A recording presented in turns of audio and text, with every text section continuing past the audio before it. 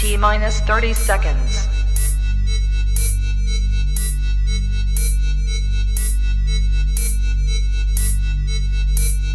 T minus 20 seconds.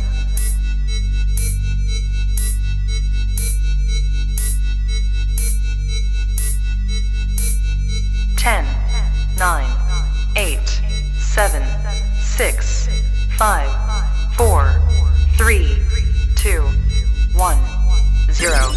Fuck you, Westport! Westport growing to weed! Westport growing to weed!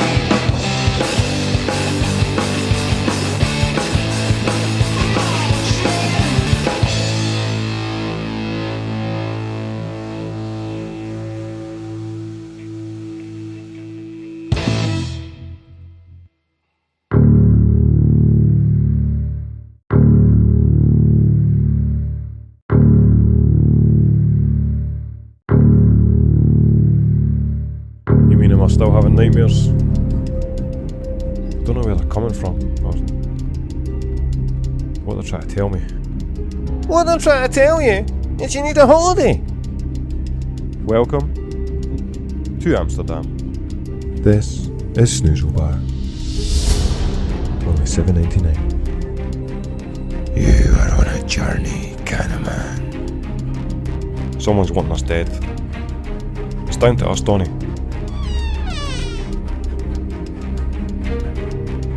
Goodbye, Mr. Cannaman. This is going to be a nightmare.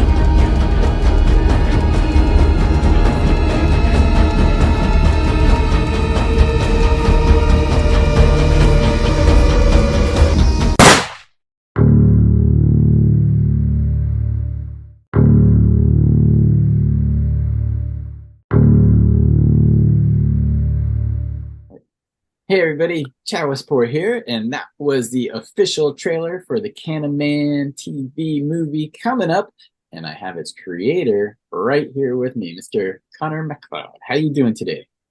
I'm doing very well, man. How are you doing?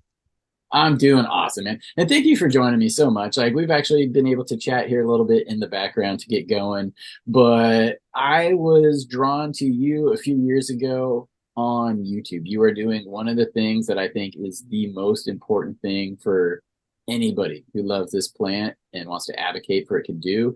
You are talking with people whose life has been greatly impacted by cannabis, sharing the stories of patients, how this plant can be medicinal. And as somebody who came from the medical side myself, back in our medicinal system, I saw a lot of that, and it was great because that really changed the minds of the public. But here, since it's gone legal, I don't really see that much anymore. And it kind of breaks my heart because that's what a lot of us feel is so important about this plant. And you are out there getting a lot of these stories across. So that's a couple of years ago. I'm going to ramble here. But that's, kind of what drew me to you. You're multifaceted, though. You do a lot of things, and I definitely want to touch on those here. But maybe we can just kind of rewind a little bit. I might be getting ahead of ourselves. Let's talk about your personal journey with cannabis. Like, where, and kind of how did that start? And was there a significant medicinal recognition at that time, or was it kind of something you realized later? You're like, this is helping. So what was your introduction to cannabis?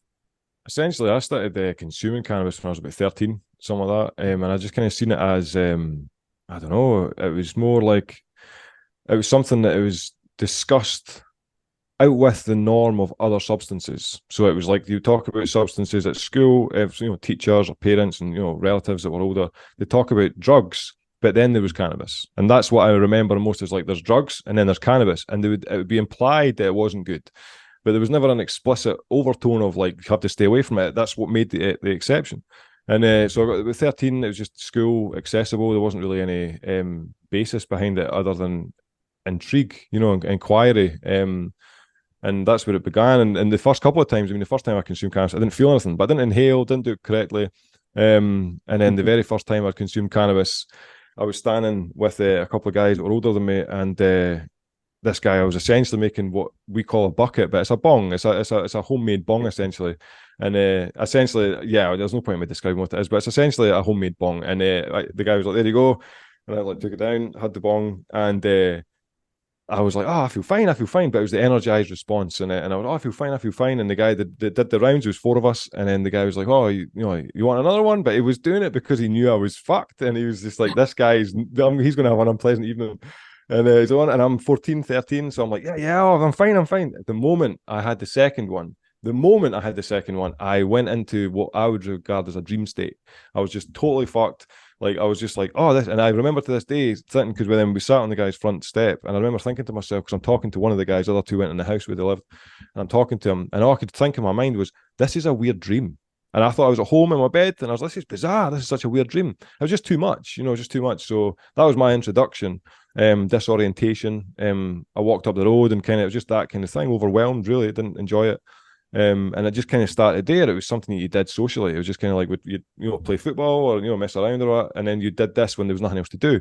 And it kind of started there. And then I started realizing that 15, 16, I had like parents that consumed cannabis off and on. There was like older cousins and relatives that I was like, oh, this is okay. This is not. Nobody described it openly, but it was going on, and you noticed it, and it just kind of, the journey went that way. By the time I got to about 18, I'm kind of going to college, and so I'm doing gardening and all these different kind of things, and it was kind of bizarre. So I'd be doing gardening whilst consuming cannabis, and it was just kind of that back and forward, and that continued on. I would be drawn and stuff like that in the background, and just essentially, by the time I was a regular consumer since about 14, 15, but just, I don't know. I'm always analytical. So when I've been consuming cannabis, one instance, I remember my mum, she's seen this. I had a hash like burning my t-shirt, and I was again 15, and she got upset, and she was like, "Oh, you're taking drugs," and she got really distraught. And I remember sitting there like, "No, it's like, this isn't like." I was upset because my mum's upset, but I remember also feeling this conflict of, this is not proportional to what I'm doing. Like, this isn't consistent with the experience I'm having. Right. And that's kind of where it began. It was just this kind of, and then inevitably, as you're consuming something, there are different varieties that pop up, different methods of consumption. So you're learning the intricacies, the mechanics of cannabis consumption generally through plant material or through paraphernalia. And that's where the knowledge, as you're 14, 15, 16, 17, these things are changing as time goes on, inevitably. Hash would be then turning into homegrown because more people were growing at home. Hash in Europe became like almost non-existent as a consequence of geopolitical reasons elsewhere, all these different kind of things, and that just evolved over time, and it got to essentially where it is today, which is so far from the beginning. It really is far from the beginning, but it sounds like it was definitely treated as something that don't do. It's it can wreck your life, but it also doesn't sound demonized to the extent of like other drugs. Like, there was a delineation between the two, whereas here in the States, everything is kind of fear-based, so it just gets lumped in with everything. And you noticed some of these things you were told weren't true, and I think that for a lot of people who start younger, myself, we started the same age, we've had no reason to really not believe adults in the past, or authority figures, and then these types of things sometimes kind of like opens a little crack in the mind of like, what else am I being lied to about, because this isn't my experience.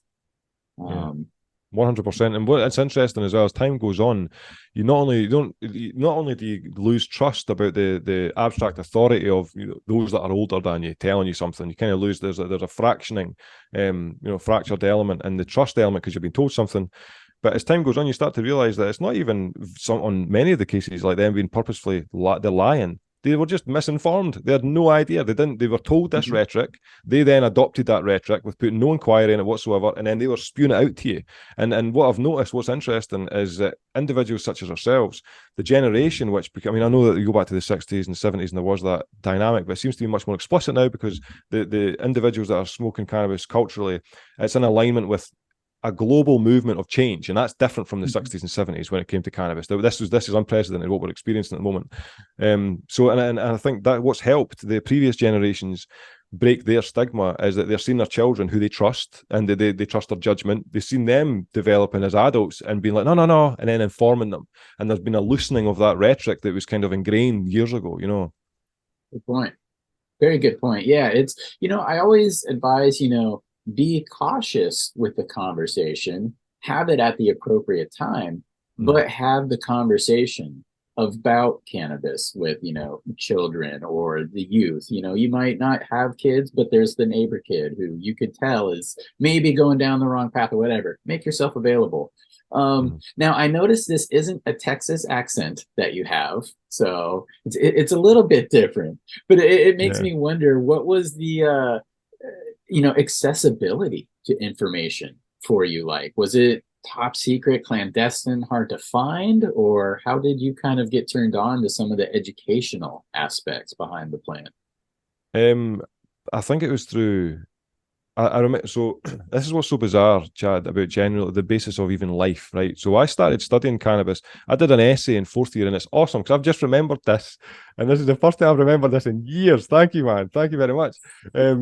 So in 4th year, so I'd be 16 by this point, we had the opportunity in English to write an essay on something socially, something sociologically. And I was like, well, I'll choose cannabis because I'm a cannabis proponent and I'm fucking smoking. I'm a teenager. I'm just getting stoned all the time. This is my life, get stoned all the time. And that's it, and I was like, so I'll write it on this. So as a consequence of that essay, that was the first piece of research that I remember. So I was like, so I had to then study so I'm 16, so 2006. The internet's relatively new, but it's established enough that there's an abundant source of information that I can access through typing a keyboard, And so I was like, well, this will be fine. So I started finding out things in the UK about the Legalized Cannabis Alliance and these very old organisations that are no longer in existence anymore. But interestingly, the individuals that were participating in those organisations are still present to this day in various roles relating to cannabis. And these are the same individuals. My very first interview was with a gentleman who was part of the Legalized Cannabis Alliance, and I wrote about him and when I was 16, and I didn't remember until I was sitting talking to him. I was like, oh, wait a fucking minute, I remember. And it was so peculiar.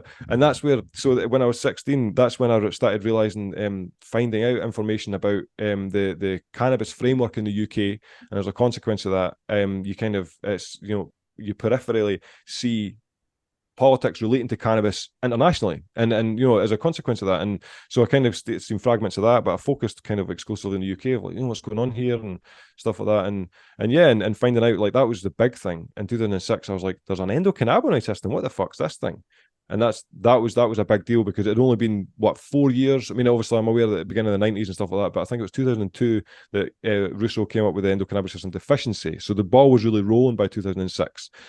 So then I was like, what, do you know this? So as a 16-year-old, I mean, I'm relatively fucking manic now, quite honestly, but as a 16-year-old finding out about something, this vast medical, like, complex system that's crucial to every function in your body, and then you're looking at adults that are going, that plant that stimulates that same structure, that's bad for you, and get away from it. You're like, you're losing your mind, and that's where I remember 2006 being a real accelerant of my approach to cannabis. And I mean, I remember around about that time, I remember I watched, I think it was Harold and Kumar, get the munchies, and I remember lying on the couch, and it's the scene where he's running through the field, and Kumar's holding the cannabis bag, and I remember sitting there thinking, I think I love cannabis, with real love, like you would love a sibling or a fucking partner or a pet. I was like, I think I love this thing, and I remember that moment, and I was about that age.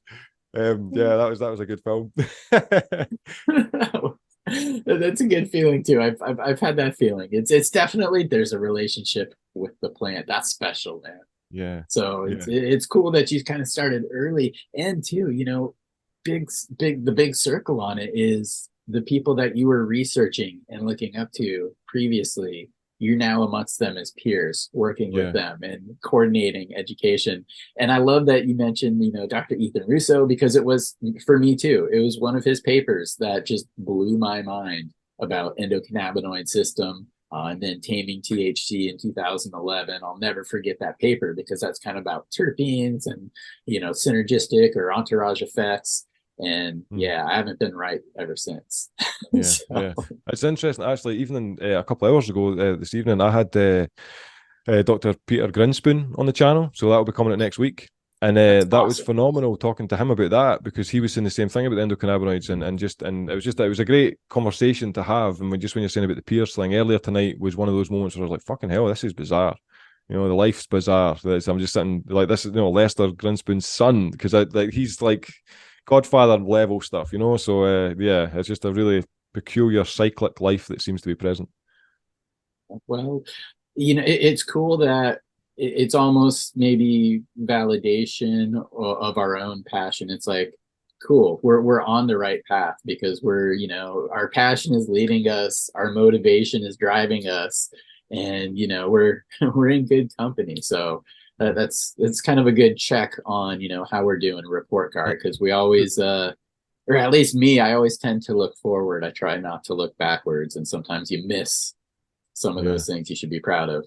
Yeah, 100%. I mean, I agree with that fully. I mean, to be honest, Chad, the work that you do is almost fucking unrivaled, man. You're everywhere, and this is what's bizarre. Like the Future Cannabis Project and the other, everything else you're doing, the work, when you're putting up your posts and stuff like that, man, you're looking at a Wikipedia segment often. That's what you're looking like. Oh, quality. I'm about to find something like I'm finding myself not questioning it. It's just like this is like a anatomical description of some form of cannabinoid interaction cultivation basis. That's what it's like. It's phenomenal. Well, like you, I get to hang in good company, and I have a regular on my channel, Dr. Miyabi Shields. She has a PhD specializing in like CB1 receptors and enzymes specifically. So Right. I have good people I can ask my questions to, which is awesome. Certainly helpful in a way. Definitely. Well, here it is, Donny. It's time. Time for what? Inside this box contains the world's most precious cannabis bud. I got it from a mysterious source deep in Southeast Asia. Legend has it, it was grown by the hands of an ancient alchemist, harvested by elders deep in the Himalayan mountains, and cured over the course of 200 years by mystics, handed down from generation to generation until the correct time arrived. I was given this by a Buddhist monk who'd been instructed to find the one that this last final bud should rest with. And I was that one. Donny, my friend? Yeah? We've had our fallouts, we've had our laughs, and I would be honoured to share this smoke with you, my friend. Oh boy, oh boy, oh boy! Now let's get stuck in! What the? Huh? Oh yeah, I smoked that. Oh, you lousy fuck!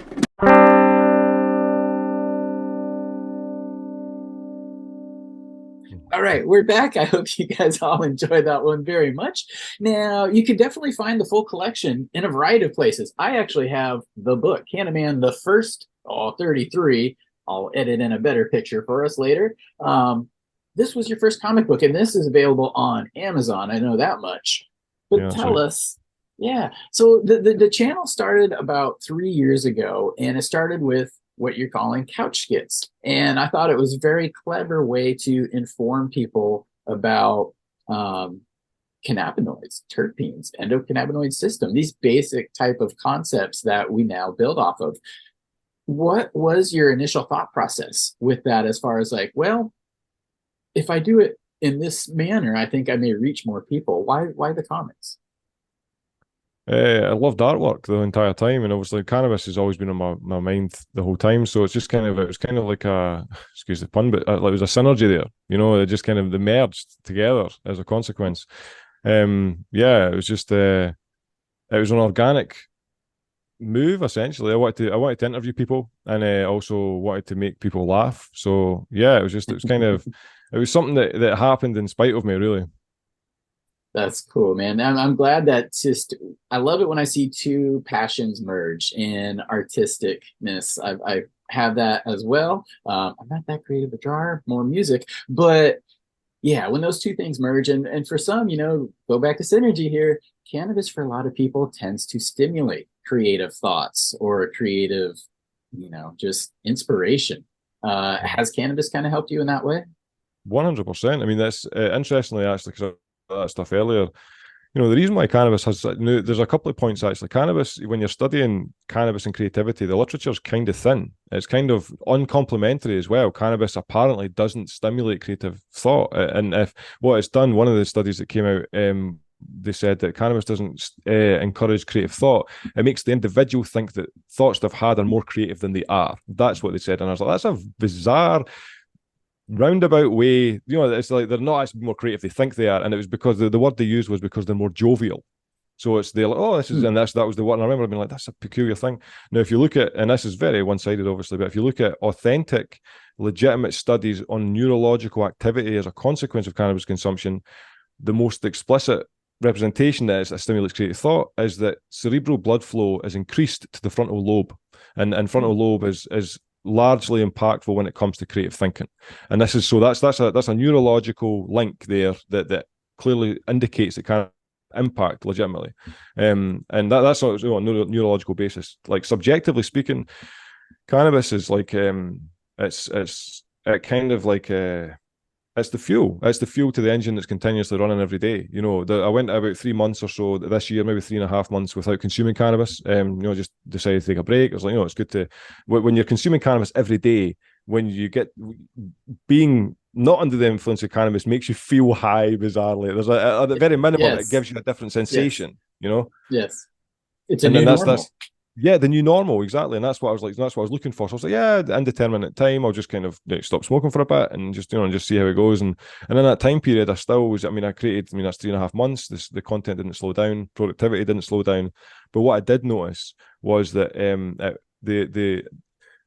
so the way I describe it is that when you're not consuming cannabis over that period of time, I see it as you're kind of fishing at the side of a lake and you're pulling out one fish at a time, and that fish represents an idea, and you're just kind of pulling out one fish at a time and you're throwing it back in that process repetitively. Now, after a couple of tokes of cannabis or cannabis joint, it's kind of like it's no longer a lake, it's a running stream, and the fish are jumping out of the water. That's what it's like. It's like the ideas are immediately accessible. There's an overwhelming abundance of them, and it's like there's just 100% there. And that's my experience that cannabis instigates that. Now, if you're heavily fucking stoned, it's dose dependent. Like a lot of cannabis, it's dose dependent. Yeah. And I think that's the main thing. And like I say, I've got friends that are, their tolerance is insane. As I'm sure you're the same. It's that you have people that you're like, these people are like, you've got a Snoop Dogg in your clan, that kind of shit.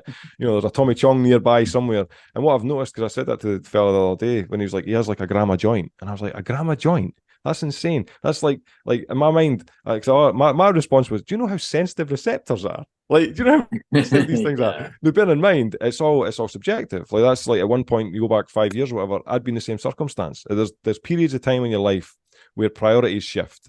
And at this moment in time, it's not, the priority is not, it's still for cannabis, it's still to study it, it's still to create, animations and content relating to it. But my focus at this moment in time seems to be more of an existential one. It's more along the lines of, the philosophy of life type thing. I don't know if it's just a transition of what I'm stage at or whatever, but yes, I feel more about my interest in life is more greater than my interest exclusively in cannabis at this moment.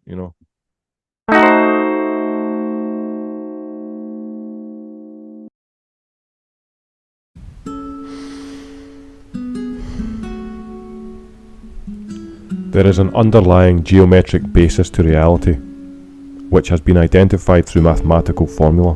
The interconnectedness of all of existence, which is seen on a micro scale as geometric fractals, are displayed on the macro scale as the repetitive daily actions of everyday life. The role consciousness plays in this is dualistic. 1. Providing an internal orientation for the collective mind as it responds to external reality, and 2. Providing forward trajectory in the direction which the underlying geometric basis indicates. Even on the level of conscious thought, geometric repetition displays itself, seen in the widely recognised stages of the human lifespan, and the correlating priorities associated with these stages, which are universal. You're a dick.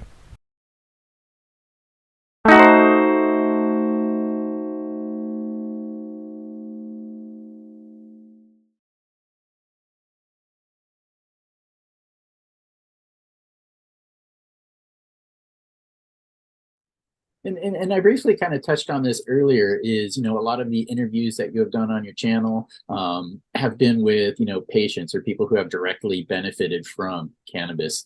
Has that experience maybe kind of like matured your perspective into it being something, greater, like you were just saying? 100%. I mean, I think the most moving element of interviewing those patients explicitly was when I'd be interviewing individuals who had children that were dependent on cannabis, and they would send me over video footage in order to include it into the edit, and the video footage would be disturbing. You got a child that's fitting, a child that's seizing, a child that's getting physical head injuries as a consequence of not having a plant, which is like it should be a human right, and I think that those were the most moving elements of it, because you're watching it in first hand. I mean, there'd be times when I'd be sitting and it would be on the screen, and like my partner at the time would come in, she'd be like, Jesus, what the fuck are you, what? And I was like, no, this is I have to the person's asked me to put this in, that kind of stuff. And the reason as well, because sometimes they'd be like, oh, are you sure you want this kind of content? And I was like, listen, people need to see this, because what they're showing is they're showing that distraught circumstance, and then you apply a plant that's just, it's necessary for our being, and immediately they're now playing the computer. I did an animation about it, actually. It's called Epilepsy. Wait a minute, what's it called? I think it's it's called something to do with that. I've got a wee kid it's the same thing, where it's like, no, cannabis, with cannabis or without cannabis, or epilepsy or something like that. But that's what's touching on that individuals, not just children, require something that's benevolent. It's not harmless, but it's certainly not malevolent. So and it's just, that's what's been most explicit. And I think you only ever really see that when there's somebody, when it's based at affecting somebody's quality of life. That's when you're dealing with somebody that says, I enjoy this sensation. Yeah, I enjoy coffee. Yeah. It's not worthy of like a moving position, whereas this is kind of like, it was worthy of that. 100%. And that's the uncomfortable fact and the uncomfortable truths that they're uncomfortable to see, but the fact and the truth is what this plant can do to help that. And it takes sometimes seeing something that sets you back to be like, wow, there really is a benefit, because I don't want to watch that ever again. That's a little extreme, but I think you get what I'm saying there. That's how I felt. Every time I was like, I don't want to see this, because I've got I don't want to see this. That's just it's disturbing. So it's like, this is, and then because then you watch, I'll obviously be doing that, and then I'd watch the news, and then I'll have fucking 50-year-old white men standing in a fucking politician saying, no, we should keep this fucking ban, this is not a good thing. It's like, but you go back to with your Bentley and your fucking, it's like, and so it's that dynamic, that polarized position. It's like, no, there's an error going on here. Now, maybe touch on that, kind of what the environment is like in Scotland, as far as, legality, as far as medical, and just the general, feeling. In America, a lot of people will, they're more open to the idea of medical use here, even if they don't agree with cannabis per se. Is it similar there? What is it like over in Scotland? So it's interesting. It's kind of almost multifaceted in a sense. So an example is, I was in Edinburgh a couple of weeks back, and you're walking down the street, and every 10 meters you're smelling cannabis, right? It's illegal over here, right? It's illegal when you enjoy it. But if I had a medical issue that I went to the doctor. So essentially what we have here, we have kind of like the structure as it's laying out at the moment. Cannabis is illegal, right, to be used recreationally. So if you had cannabis on your person, then they were to be stopped. You can be charged, and you can be, like taken off you, all these kind of things. That is possible. But that same person, if they had went to a doctor and been prescribed 2 different medications for a condition, and they felt no relief from those medications, they can then get a consultation piece of paper essentially from that doctor and go to a private clinic. There's one in Aberdeen, there's one in Stirling, I think there's maybe one in Glasgow, I'm not sure. So they go to a private clinic, Sapphire Clinics, and they take this piece of paper from their doctor. The doctor said this person's not been helped, and then they go, I want to try this medicine. So they go in and they give the permission from their doctor essentially to say, I can get this fucking cannabis. But it's a private clinic. So initially your first consultation is like 50 quid. And then after that, you get like 28 grams, I think, give or take, for about £150 essentially. And you get that monthly. So it's 150 quid a month, and then you get an ounce essentially every month, which is strategically, in my opinion, just below street legal. And it's that kind of stuff. So, and I think that's what's there's that medical element with cannabis. So you could take that prescription, that medical prescription, you could smoke it at your work, you could smoke it in public places because it's a medicine. You can be discriminated against. The people that are saying that you can't consume it in these places, you can discriminate against. These people can be taken for discrimination because it's a medicine by this point.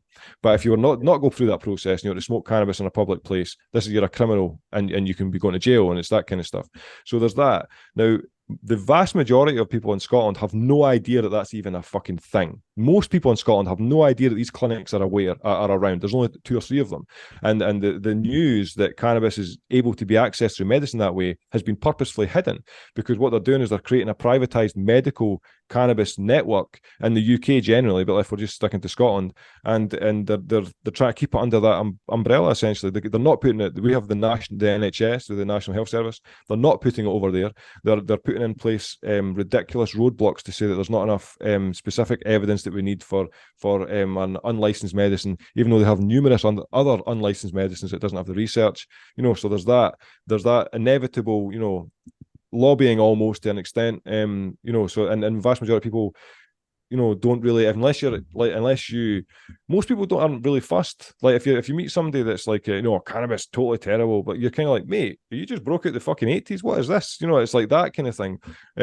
But most people, then you can go into, so you've got the medical element with private clinics. You can also walk into, even though it's illegal on the psychoactive substances bill to have a THC, but then you can walk into like a food supplement shop, like a Holland and Barrett or whatever over here, and you can buy CBD products like openly, like the same value CBD products that's in registered medicines in the NHS, such as Epidiolex. It's the same percentage. What you're dealing with is a purity difference, really. You're dealing with somebody that's less regulated. But again, that's also another part, because we're dealing with a regulation turnover when it comes to CBD, and it's been ongoing since about 2009. Maybe 2020 or something like that. So it's the Novel Foods Act. That's essentially what's led to a vast number of CBD products being removed from the shelves, in theory anyway. They're being removed from the shelves because they've not conformed to regulatory requirements. Now that's where the conflict comes in, because the regulatory requirements are relatively ambiguous. They were when the last time I was looking at it anyway. So, or at the very minimum, maybe not ambiguous, but unreasonable. These kind of things, and there's a thingy there. But again, that was about a year ago that I was looking into that stuff, because I spent a while interviewing people, lawyers and stuff like that was relating specifically to that. The landscape for that is inevitably evolved, as these things do. So, but I am aware that some of the individuals that introduced CBD products to the UK had to fall away because the application process to validate your products was ridiculous. It's £300,000-400,000, and even when they'd fill out the application, it'd be going through to the people that were looking over the information. It was like error continuously. This is what it's kind of like at the moment for CBD. So, but on the ground, people are kind of, they accept it. If you're walking down the street smoking a joint and there was children nearby, folk would be like, come on, what are you doing? Yeah, but if you're walking down the street smoking a joint and there was adults, most people wouldn't be bothered. Well, that's good to hear. For the most part, the medicinal appreciation for it and protection sounds like it's there, which is good. Sometimes we see systems rolled out silently. So the people that are very clued in and tuned in, they know about it. But the general public, to avoid, IRE or to make sure you get reelected, you don't really hold a press conference and let people know. Yeah. So that may sound like what it is, the soft launch, and that does allow industry players to get established and gain market share. So kind of to what you're alluding to there, I'm sure they're looking at how our markets are playing out over here as well. So it'll be interesting. I think that area will be hopefully adult use sometime in the next decade. Yeah, I mean, in the past couple of weeks, the place to start. The past couple of weeks, Scotland has implied strongly that they're thinking about decriminalising all drugs, but this is a rhetoric that's been said before, and so it's not really been taken seriously. But these things have happened in the past, so it's just this time will tell. But it's definitely, I mean, cannabis it's not the way it was now. That's why I talk about it openly, obviously, but it's not. I don't know. I don't even watch mainstream news, so I don't even know if they're still promoting the same skunk rhetoric. If they're still, I don't know how much coverage there is, So I don't know really. Yeah, it's great that you mentioned skunk, because skunk in the U.S. everybody's chasing what we called skunk in the '90s. It was just offensively odorous. There's many rumors of why it's not here. The most popular, probably the best urban legend, which there is some truth to, is it just stank so bad the houses would always get busted, and so people just quit growing it. But Yeah, skunk over in the UK is just for potent weed. Like that's a catch-all yeah, for potent weed, for street weed, right? yeah. That's right. It's a scaremongering word. So it's skunk. It's offensive. It's kind of it's kind of explicit. That's what the basis. It's provocative. That's what the word implies.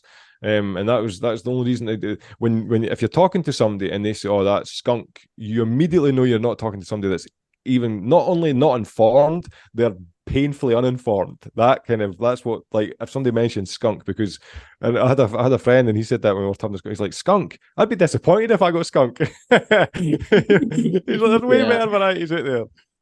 Oh man, I went to my again. I live in a very small town, not a whole bunch of people here, and we've got a mayoral election and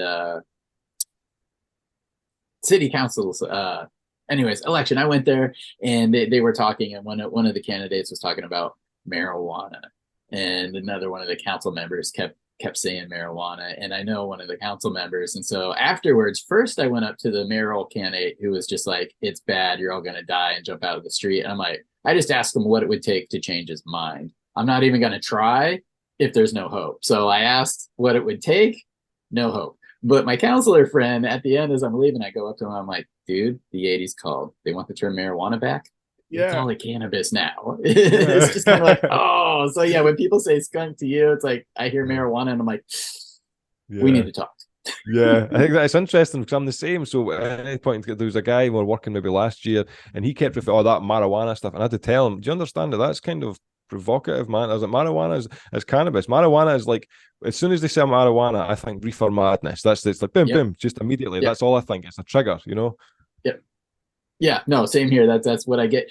But that is the most education a lot of people, particularly the older generation, have on the subject. Yeah, So that really is what we face.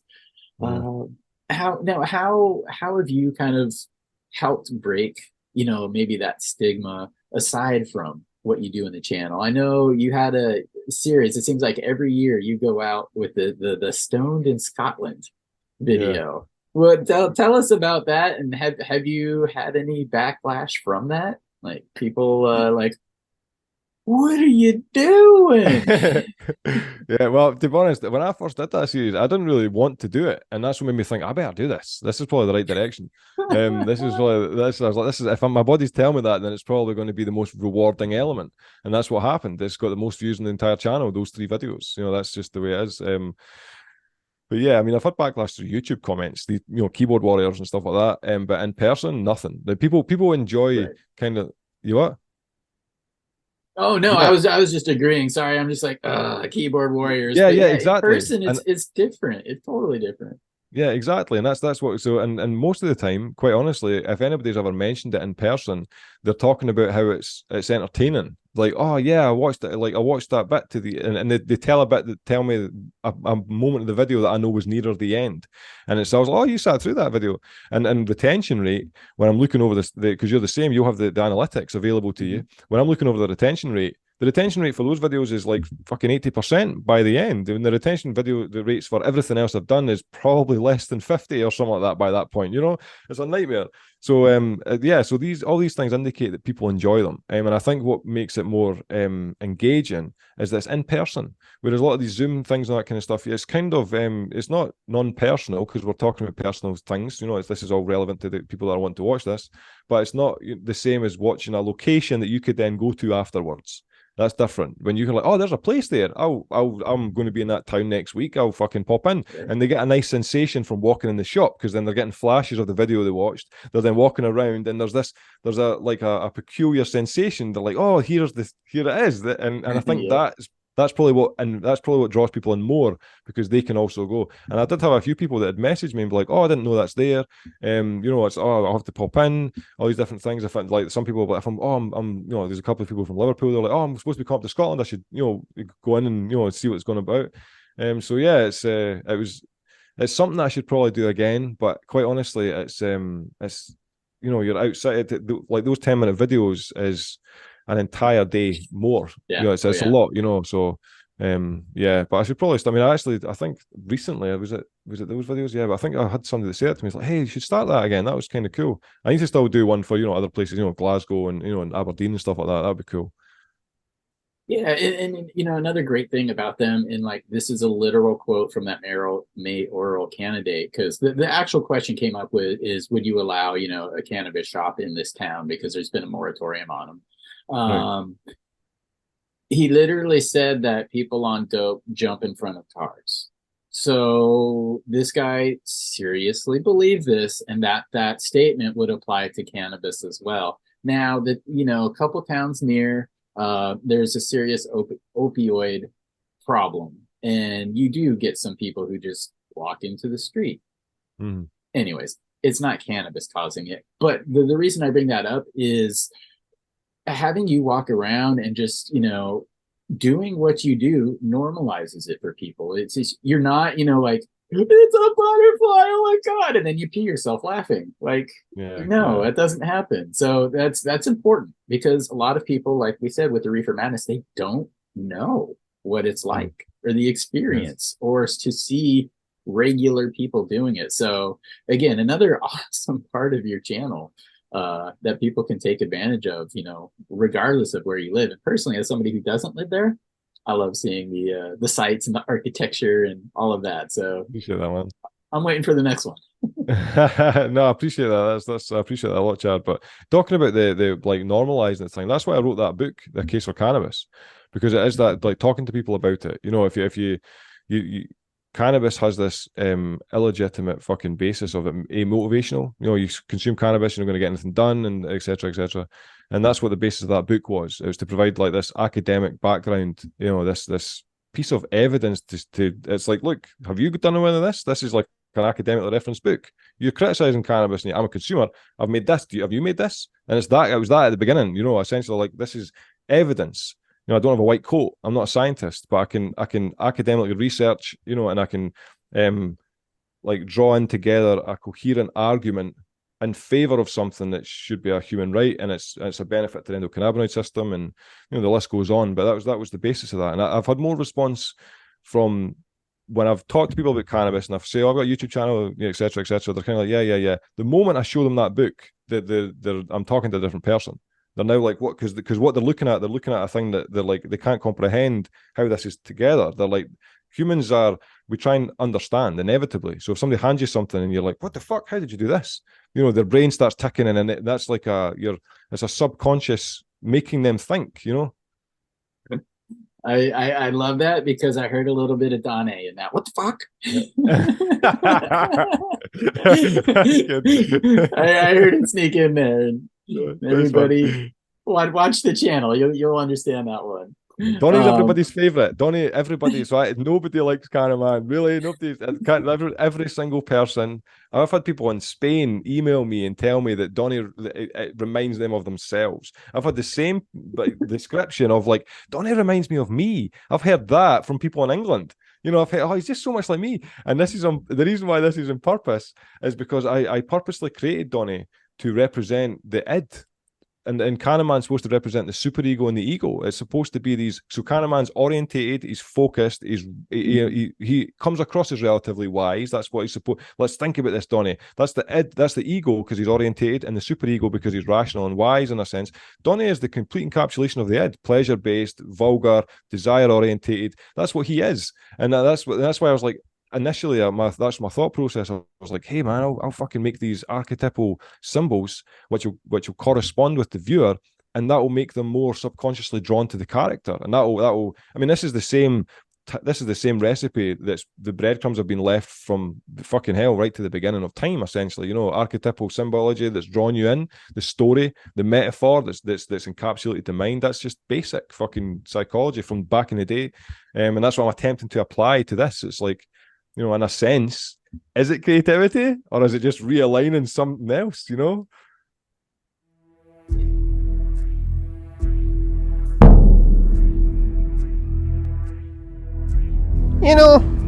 look around the world today, and there are still so many people criticising cannabis. Saying it's bad for you. Saying it'll make you go insane.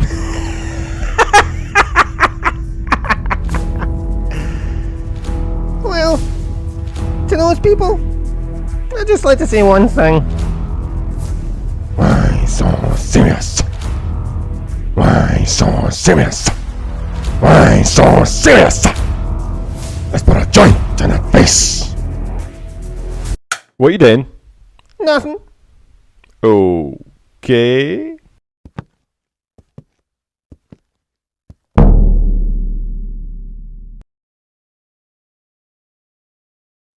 It's creativity to do that, but it does. The two characters totally appeal to like the two sides of my brains, or maybe I'm sure my life has had many halves, but yeah, my younger half is definitely Donnie. I These days, I'm a little more Cannaman.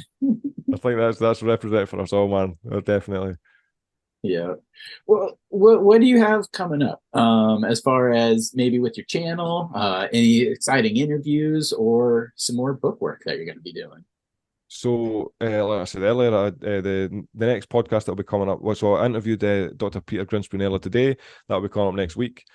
Just before that, I had an interview with Dr. Gary Yates 3 or 4 days ago, and that's talking about his album, the Calm Jam, but also talking about the Godstar Paradox, and it was a great conversation. So that'll be coming in the next couple of days.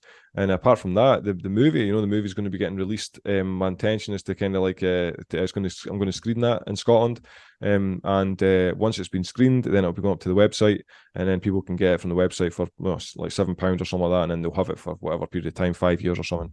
I think that's the timeline. I'll have to check again, but you rent it like Blockbuster back in the day. That kind of, you're just renting it. You can do that on YouTube as well. I tried to do it on YouTube, but they don't allow it. It's only for corporations, Universal and stuff. They don't allow the average YouTuber. That was a facility, a thing that was available when YouTube started, and they took it away.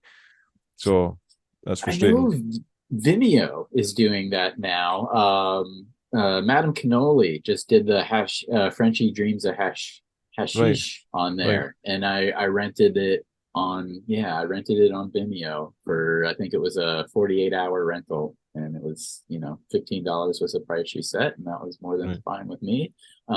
So yeah, maybe do that, but that will be exciting. And I will put obviously your YouTube and your Instagram down in the show notes as well, so everybody go down there and you can find that. And let's see, I actually had it, so Cannaman TV on YouTube, right, like the little sign right behind Cannaman TV. Is there anywhere else where you want people to find you, or you can direct people? Instagram and YouTube's the best ones, really. I mean, that's really the best ones. That's all the stuff goes on there every day. Sometimes I forget to upload to other places, but Instagram and YouTube is the only ones that I know that it's like in my mind that's just it's the most popular platforms at this moment. So I think that's why I remember it. So yeah, you'll find all the stuff there. Yeah, that's where I'm at, right? YouTube, Instagram. Let's see here, because I wrote down some good notes, and I know for everybody watching here, we're recording this late into his evening. So, well, we're past evening. We're into the night at this point. Yeah. So I appreciate your time, man, and I know you got an early rise in the morning.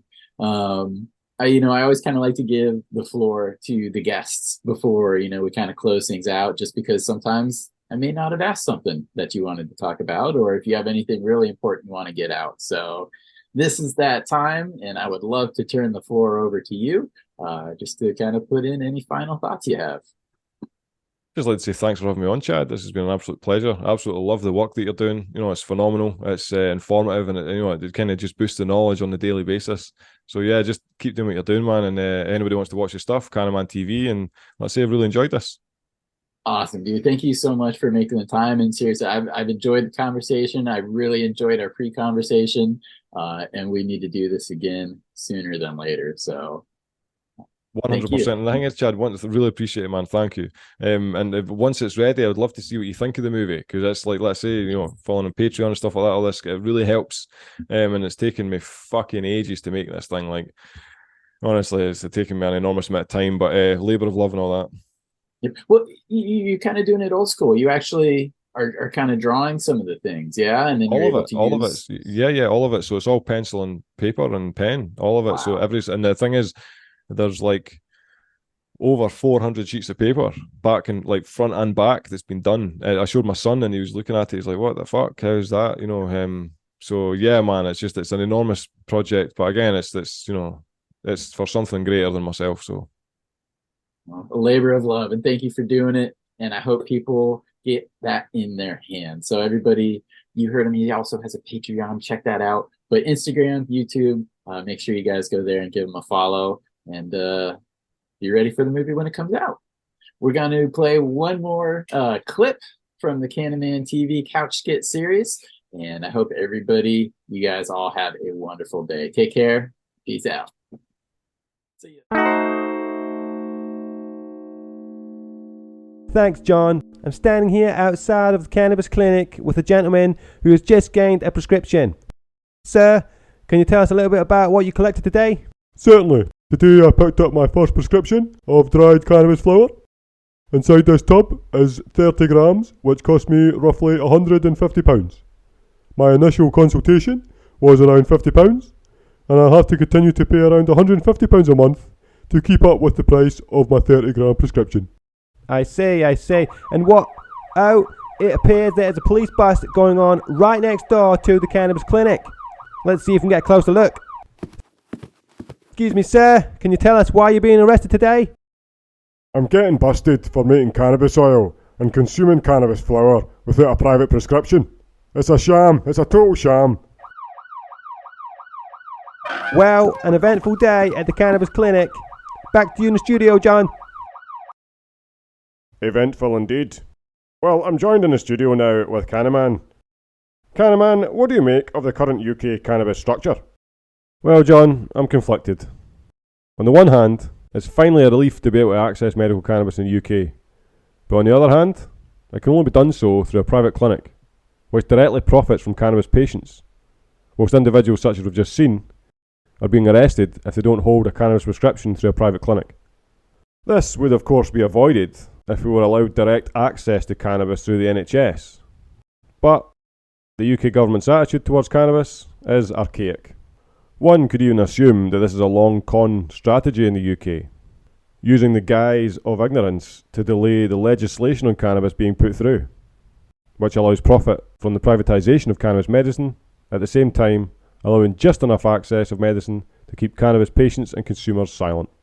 Personally, I think... Cannaman, you got to help me. The police are after me for selling bud next to the clinic without a licence and... Oh, shit! There he is. Case in point,